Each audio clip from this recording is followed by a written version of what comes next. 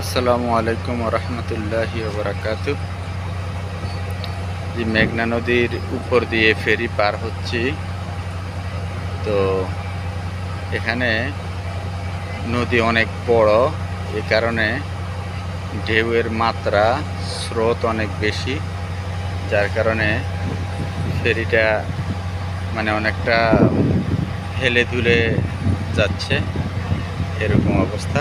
কিন্তু পিছন থেকে যতটুকু ফেরিয়ে এসেছি সেখানে এমন স্রোত বা ঢেউ ছিল না। এখানে সম্ভবত নদীর মোহনা বেশি, যতটুকু জেনেছি। ওই যে দূরে ওখানেও আবার পদ্মা নদী রয়েছে, পদ্মা নদীর মোহনা। পাশে আবার কোন অংশে ডাকাতিয়া নদীর মোহনা রয়েছে, 3টা নদীর মোহনা। তো খুলনা থেকে আসার পথে আজকে নদীর এই ভিডিওটা করার চেষ্টা করছি। প্রথমে খুলনা থেকে রওনা হয়ে বাগেরহাট, গোপালগঞ্জ, ফরিদপুর, তারপর মাদারীপুর, শরীয়তপুর। এই শরীয়তপুরের প্রান্ত থেকে ফেরিতে আমাদের বাস উঠেছে। এরপর অপর প্রান্তে চাঁদপুর প্রান্তে গিয়ে এই বাস ফেরি থেকে নামবে। এরপর চাঁদপুর পার হয়ে, লক্ষ্মীপুর পার হয়ে, নোয়াখালী, ফেনী হয়ে এই বাস চট্টগ্রাম পর্যন্ত যাবে। আমরা তো নোয়াখালীতে নেমে যাব। এই আর যতটুকু জেনেছি, এই নদীতে, এটাকে হরিণাঘাট বলে, পদ্মা নদী এবং অন্যান্য নদীর মোহনাও এখানে রয়েছে।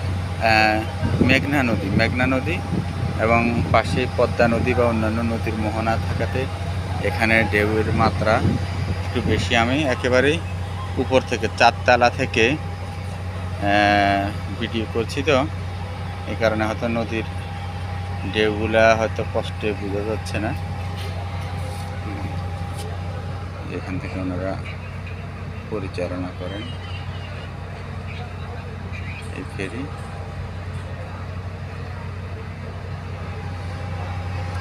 এই ধরনের 5টা ফেরি এখানে চলাচল করে। এক প্রান্তে একটা গিয়ে লোড হয়, লোড হয়ে অন্য প্রান্তে যেতে থাকে, আর একটা আসে। এই ধরনের 5টা ফেরি চলাচল করে। আমরা যে ফেরিতে আছি, এই ফেরির নাম ফেরি কস্তুরী, আবার ফেরি কলমিলতা আছে, অন্যান্য নামেও আছে এই ধরনের কয়েকটা ফেরি। যাই হোক, সবাইকে একটু দেখানোর চেষ্টা করলাম। ভালো থাকবেন। আল্লাহ হাফেজ। আসসালামু আলাইকুম রহমতুল্লাহি বারাকাতুহু। যে চতুর্পাশ অনেক দূরত্ব আর দীর্ঘক্ষণ লাগে এই ফেরিটা পার হতে। এটা এখন ওই যে ওইদিকে পার অতটা দেখা যায় না, অনেক দূরত্ব। এই নদী গিয়ে অন্য নদীর সাথে মিলিত হয়েছে। মেঘনা এই নদীটা ওইদিকে গিয়ে পদ্মা নদীর সাথে মিলিত হয়েছে।